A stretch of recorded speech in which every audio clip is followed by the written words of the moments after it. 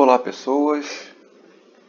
Aula de hoje, equação de estado, também conhecida como equação de Clapeyron. Tá?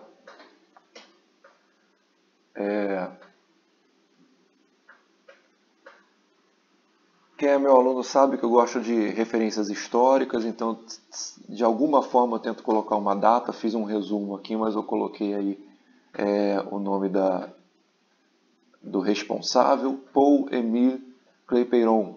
Tá? Viveu no início do século XIX e atribui-se a ele essa relação que a gente vai ver hoje.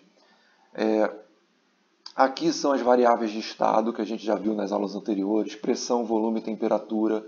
Lembrando a vocês, a gente está falando sobre lei dos gases. Tá? Então, essa relação aqui, pressão, volume e temperatura, é mantida constante assim que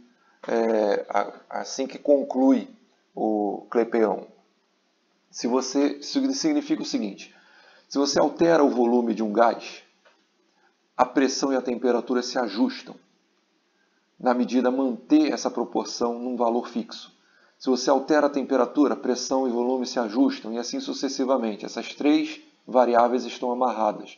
Você só altera essa condição se você acrescentar mais gás no recipiente ou deixar escapar gás do recipiente. Ou seja, se você alterar a quantidade de gás. A quantidade de gás aqui na equação está representada por esse N aqui, que é o número de mols. Tá?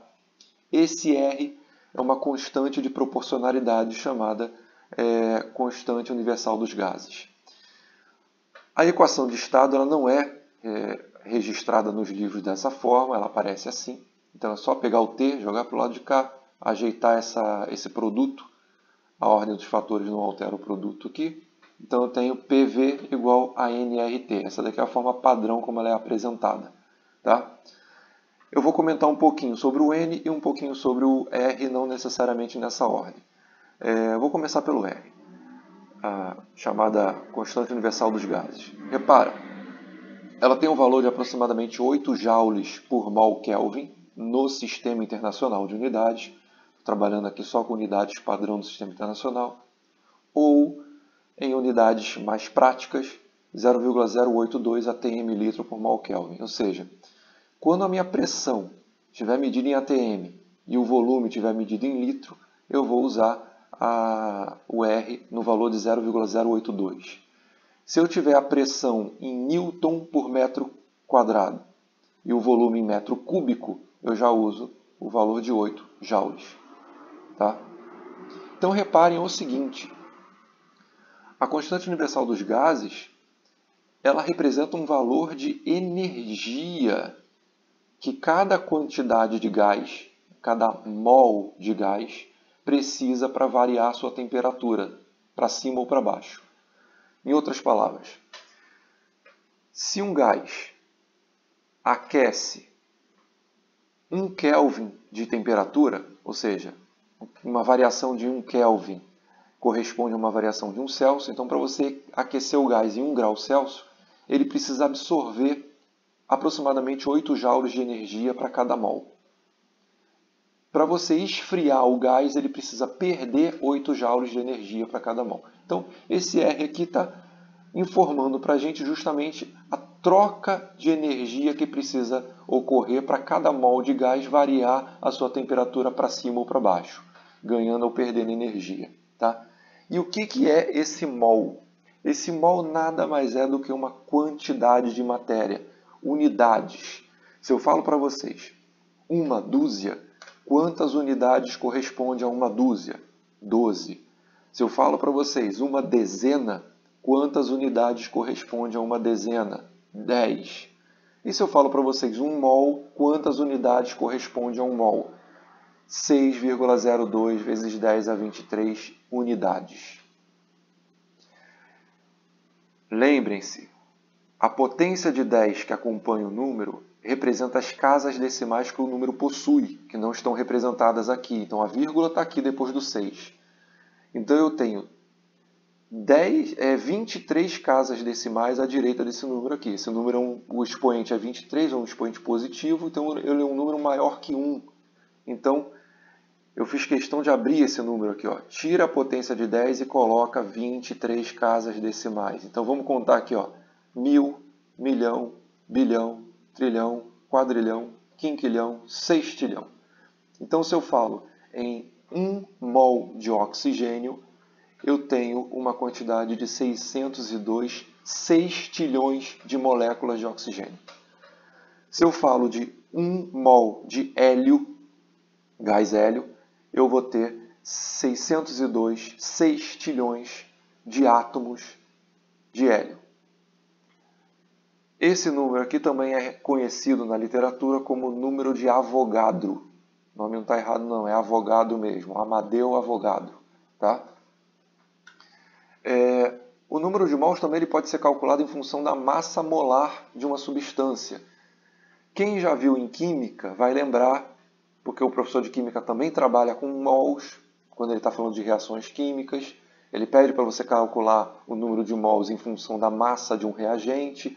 Aí você coloca a massa do reagente, a massa molar da molécula do reagente e calcula o número de mols. Nesse momento não vamos ver isso aqui. Guarda essa informação, a gente vê depois num outro momento. Não se concentra muito nela, tá? Vamos nos concentrar na equação de estado. Aqui, ó, PV igual a nRT. N, número de mols, R, constante universal dos gases. Tá? Exemplo.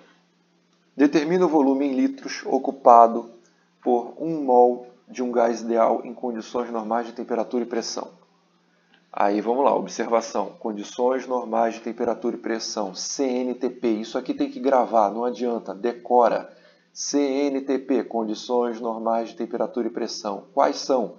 Temperatura 0 Celsius, 273 Kelvin, e pressão 1 atmosfera, 1 atm. Isso aqui tem que gravar. Normalmente o enunciado ele vem encurtado, coloca assim, um gás em CNTP. Então você tem que saber que CNTP é condições normais de temperatura e pressão, e você tem que saber quais são essas condições.